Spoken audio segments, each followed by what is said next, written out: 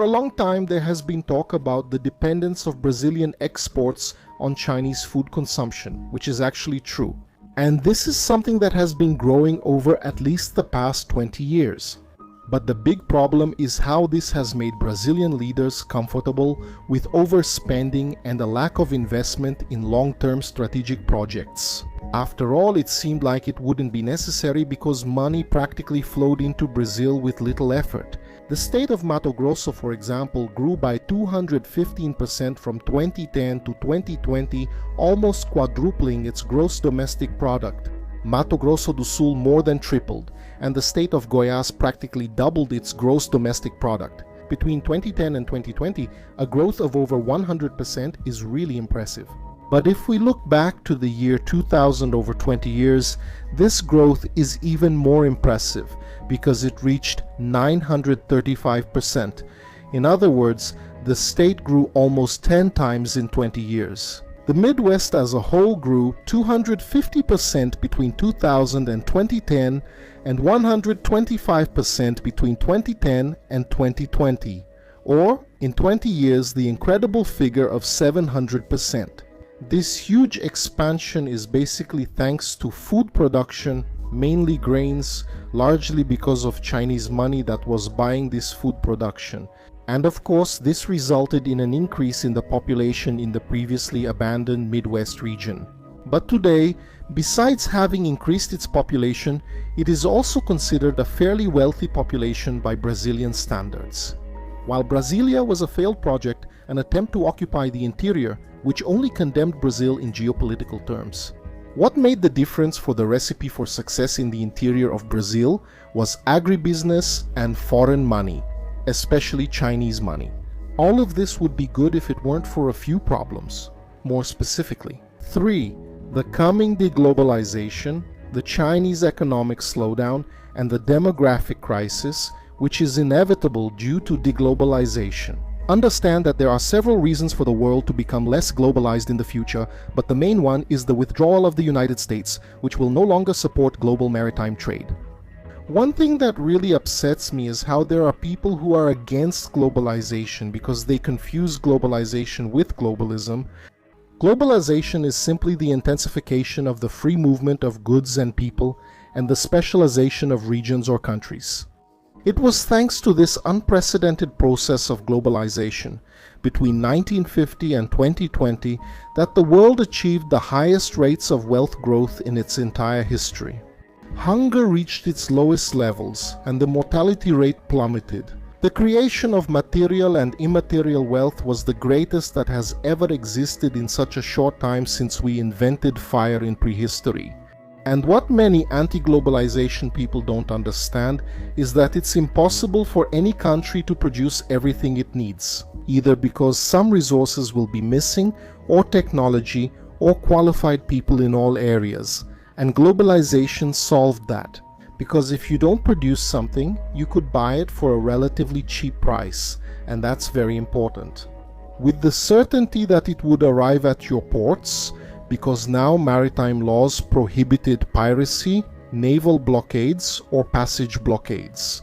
Without this, understand one simple thing: modern society will collapse. And while many people, when they think of modern society, rebel against this modernity because of cultural or behavioral aspects that come from TikTok, Twitter, or Instagram, you actually need to think about medicine, cheap food, computers, factory parts, hospital equipment, and so on. Things that, if they become too expensive, will lower your standard of living. And, as a consequence, will have more poverty, more sick people, more hunger, and so on. Don't be fooled by trivialities like these social networks. Globalization was important and it was a good thing, and this unprecedented enrichment between 1950 and 2020 happened for two reasons. The first is that the United States during the Cold War needed to show that capitalism was more efficient than socialism. And they did this by stimulating world trade, ensuring that world trade laws were enforced and that maritime routes were protected from piracy. Naval blockades were no longer tolerated, only allowed with United Nations authorization or if they involved weapons and the closing of maritime routes. But blockading ships carrying food, for example, was no longer allowed. You could buy and sell from any country in the world as long as you had access to the seas in some way, and the second reason happened on land. That Eurasian landmass, which had always been tumultuous, plagued by wars and underdevelopment, was controlled with the iron hand of the Soviet Union. Whether you like them or not, the fact is that they at least stabilized the region. Military chiefs no longer went around attacking and looting because basically they either accepted joining the Soviet system or they were killed. And the region saw the creation of infrastructure such as river ports, roads, airports, railways, industries, and so on. This was combined with the construction of hospitals and schools, which provided a good educational standard for this population. This gave stability and education that most of these people never had, and after the collapse of the Cold War, they had enough stability, governmental and administrative structure, and infrastructure to participate in world trade, which was now led almost solely by the United States. So, if we look at China in the 1980s, it had a vast population, moderately good education, infrastructure, and political organization. From the 1990s onward, they would produce as much of everything as they could. What made things that used to be frighteningly expensive become pathetically cheap and accessible to the population, even the poorer ones? Washing machines for your grandmother and great-grandmother were practically a dream that only wealthy families could have. But now, the lower middle class and in some countries even the lower class could buy them. Even if paid in installments, it became accessible. Not that it became very cheap, but at least it became accessible. And to supply this industrial trade, China didn't produce enough food, especially because as they became wealthier, they started consuming more and more. And this is where Brazil comes in, because as the Chinese population grew in numbers and purchasing power, at the same time, Brazil kept selling more and more to the Chinese. But as I said, the beginning of deglobalization arrived, starting in 2020. The United States is no longer interested in supporting this global trade structure they created. And, well, there isn't any country with the strength or interest to take on this role on a global level, at most only regionally. Which brings us to the second problem, which is the Chinese economic slowdown. Whether or not it will enter an economic crisis doesn't really matter that much. Because even if it doesn't, it won't grow at the levels it used to. And as a result, its consumption rate will decrease. Not only because its population is decreasing, so we Brazilians will have fewer Chinese mouths to feed, but also because the economy, not growing as it did before, will make the average Chinese person consume less than before. I wasn't going to go into the details of the third problem or the demographic crisis that the whole planet will face, because it's something I've already talked about a lot here on the channel, which will be the mother of all crises. The worst crisis humanity has ever faced since the revolution. So, let's focus only on these two problems that I mentioned, because Brazil needs to prepare for let's say, a post-China situation, and here we'll see how it's going to be very, very difficult. That's because basically when all this flood of money came in, our leaders didn't plan. And now we're going to get screwed because they didn't do it. The homework, which was to invest in infrastructure, science and technology, and other long-term projects. The first country I see some people talking about that could replace China and still serve as an engine for our economy is India. But there are so many problems involving India, so many that I find it scary. How can so many people think that India will be the next China? Just because of its population numbers or economic growth, which I also find very questionable. Those numbers, by the way, aren't even reliable. But I'll focus on the main point and ignore the fact that India is a powder keg with enormous potential to explode by 2050. The first factor is that India is a major food producer, able to supply itself in a moderately reasonable quantity and even export. And the second is that the Indians' gross domestic product per capita is much lower, about 6 times lower. So even though the population has already surpassed China's, the Indian has 6 times less economic power, so you can't just switch them. Of course, this could change as the average Indian increases their purchasing power and consumes more and more. But indications show that even if the Indian increases their purchasing power, they won't reach the level of the Chinese. Even with their economy growing, and even if, miraculously, Indians were able to consume as much as the Chinese do today, that would only solve part of our problems. Because even if they came to need food supplies, that wouldn't include our livestock sector. Because 33% of the Indian population is vegan or vegetarian, and another 8% do eat meat but only if it's fish, so we definitely wouldn't reach 41% of the Indian population. And the rest who do eat meat. The vast majority, in turn, don't eat beef, so that basically rules out almost all of Brazilian cattle farming. And considering the constant increase of the Islamic population in India, we can also include that they won't consume our pork either. So India definitely won't replace China. But then we have Indonesia, a country also considered promising and that already imports a lot from Brazil. Besides, of course, its population is substantially smaller than China's and India's, and its purchasing power is also lower than China's. And in any case, the majority of the population is Muslim, so pork is also out. Personally, I even think Indonesia is more promising than India, especially in the long run, but it won't be an equivalent to China. So we have the recent darling of Brazilian agribusiness, the Middle East. And here there are many complications because the deglobalization process will hit this region hard on an epic scale. Because what we need to understand about the Middle East is how the three main players in the region, Turkey, Iran, and Saudi Arabia, are doing and what they will do. Or four, if we include Egypt, North Africa, which is actually even more appropriate because it's a country that has enormous influence in the Middle East region. Israel? No. Israel is a formidable military force and above all a nuclear one, but it is not a directly influential player in Middle Eastern geopolitics. It influences indirectly but not directly. It doesn't have all the necessary conditions for that, just the military factor, basically. It doesn't have the economy, the population, the cultural relations, political connections, or size to be one of the leaders of the region. On the contrary, it tries to navigate through the dispute. Of those four countries I mentioned, its economy is actually bigger than Iran's and Egypt's, but that's not enough to make up for it. So, if we want to talk about the Middle East, we really have to talk about Turkey, Egypt, Iran, and Saudi Arabia, because those are the ones that will determine the fate of the region. And, starting with Iran, we have the demographic problem. Iranians are being hit by the demographic crisis, with low birth rates and an aging population. So, in the long run, they will have serious problems maintaining their structure. And contrary to what many people think, Iran is not an exporter of Islamic radicalism.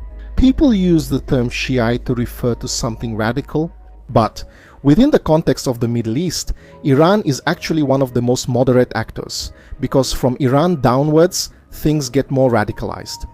They are a progressive semi-democracy, and with the presence of the United States in Afghanistan and Iraq, the situation was concerning for the Iranians. Yes, the United States stops being a future concern and becomes an immediate risk. The withdrawal of the United States from Afghanistan brought the Taliban back to power and will inflame the entire South Asia and Central Asia region. And the only barrier preventing this Islamic fervor from moving toward the Middle East is Iran. It's no coincidence that there have already been 3 threats of war between the two countries in just 2 years, so Iran's situation is dramatic in the long run. It's no coincidence they're supporting Russia because they need to at least stabilize their northwestern flank near the Caucasus. Another player is Saudi Arabia, and here there are a multitude of challenges, because traditionally, the Saudi elites, in fact the elites of the entire Arabian Peninsula, so include the United Arab Emirates, Oman, Yemen, and so on, they have always felt the existence of external threats that could push them out of power. At the same time, their governments spend almost all of their political energy containing internal dissidents. And since they are, despite being rich, weak, and artificial, the only way these leaders found to stay in power, after the end of the Ottoman Turkish Empire, they sought out foreign powers to guarantee their sovereignty. first with the British Empire and after World War II with the Americans. But now, with the Americans pulling away from the region, they are looking to China for that role. So, if the China project fails, goodbye, the Arabian Peninsula as we know it will be living on borrowed time. If it's bad for Brazil to depend on China, and it's frightening, a situation where China pulls back for the Saudis and other countries on the Arabian Peninsula is even worse. It's desperate. The scenes we're seeing of Houthis in Yemen carrying out real pirate attacks will be the new reality in the coming decades. Saudi Arabia is absolutely dependent on everything related to food, medicine, and any industrial product except for oil and religious tourism. The country has no foundation, and even to maintain its energy hub, it needs industrial supplies from abroad. So, we have a large population, predominantly male, young, unemployed, unskilled, and with the country going through fluctuations, everything is set to explode. It's a dramatic situation, just like the third country we're going to talk about, which is Egypt. If we look at the map of Egypt during the day, we basically see a square, but if we look at this map at night, we see that despite the square shape of its borders, the country is practically a T. The column of this T is around the Nile River, and the top of it, along with the fertile areas, is in the connection zone with the Mediterranean Sea. And it's no wonder the rest of the country is practically an uninhabitable desert. If it weren't for the Suez Canal, the situation would be even worse. The country has even achieved a relative degree of industrialization and plays an important role in cotton production, but it depends on the supply of almost everything you can imagine to support its population. Of 110 million people who are increasingly squeezed in cities where any kind of moderate fluctuation doesn't even need to be severe, that could simultaneously affect supply, inflation, chaos, and unemployment.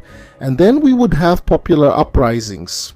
Inflation there is high today, but the low unemployment rate has held things together. Because the last time it went above double digits, we saw the start of protests in Tahrir Square, which sparked the Arab Spring wave throughout the region. So, the country is not only extremely vulnerable to this deglobalization process, but even if there wasn't this deglobalization, it's a country that is simply unsustainable.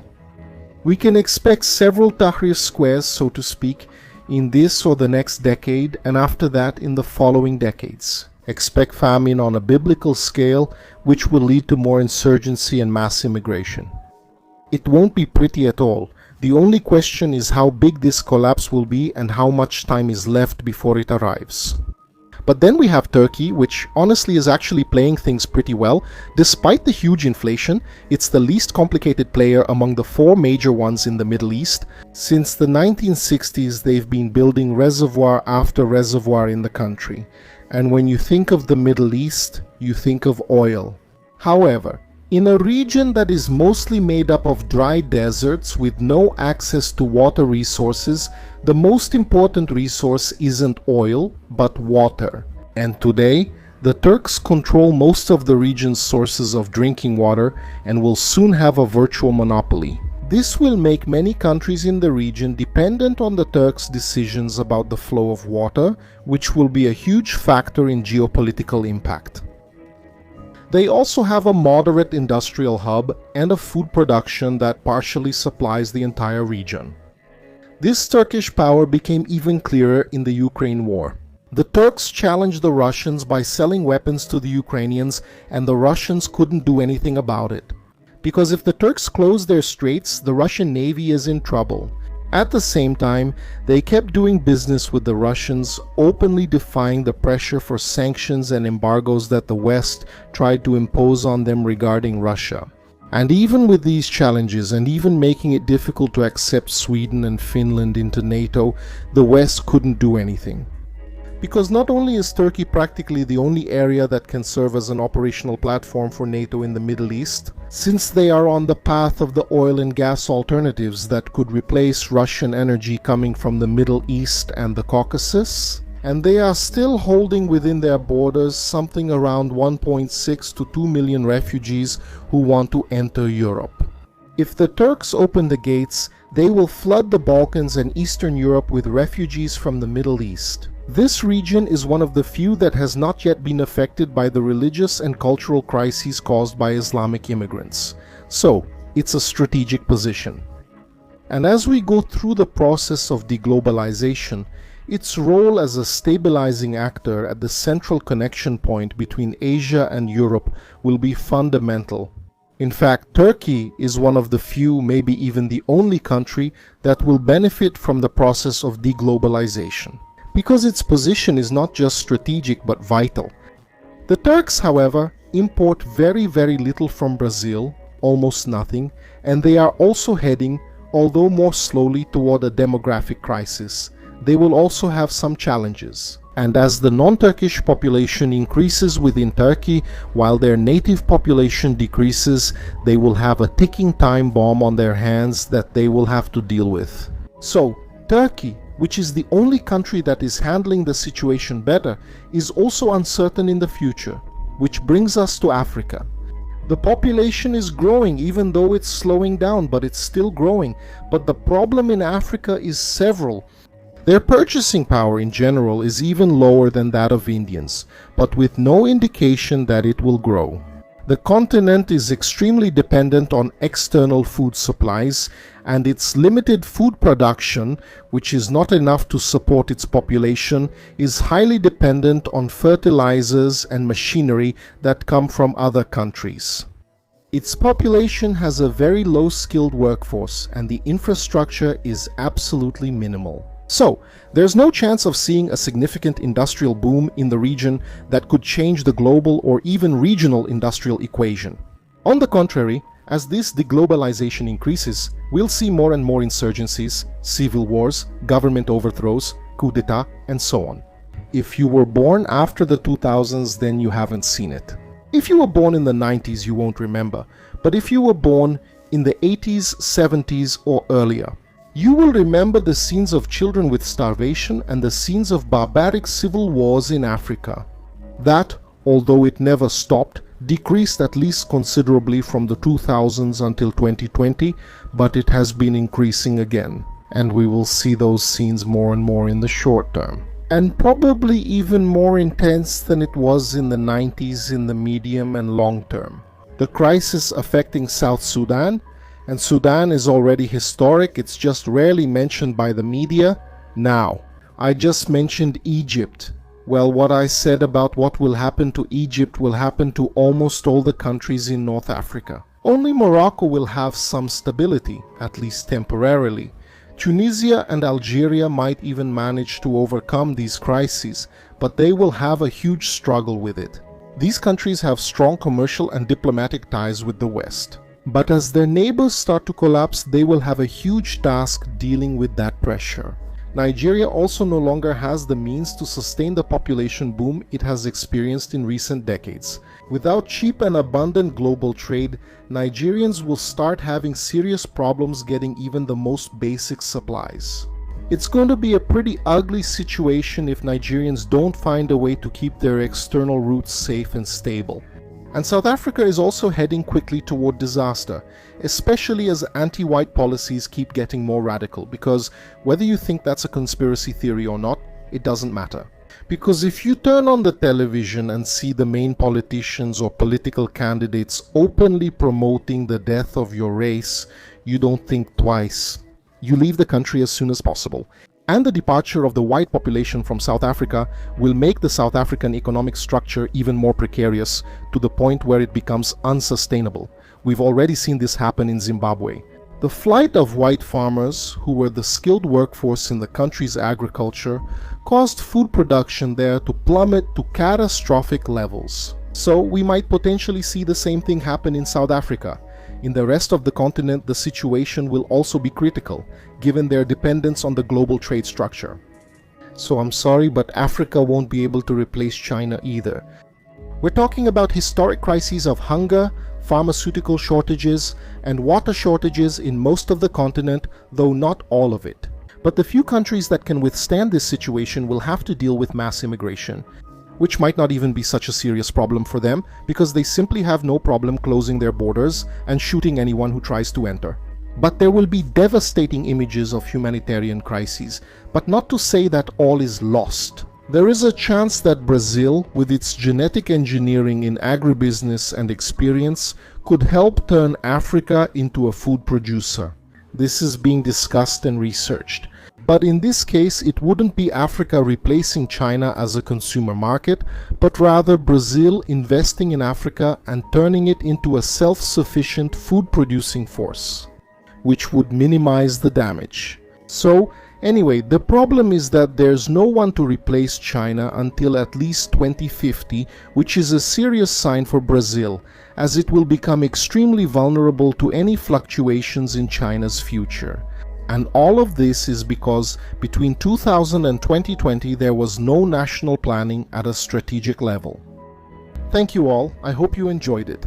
Don't forget to subscribe to the channel and turn on the notification bell. And join our other networks on Instagram and Telegram to stay up to date with the channel's news, and share the video with everyone you know, because that really helps me to keep bringing this kind of content to you. Hugs and see you in the next video. Kiss.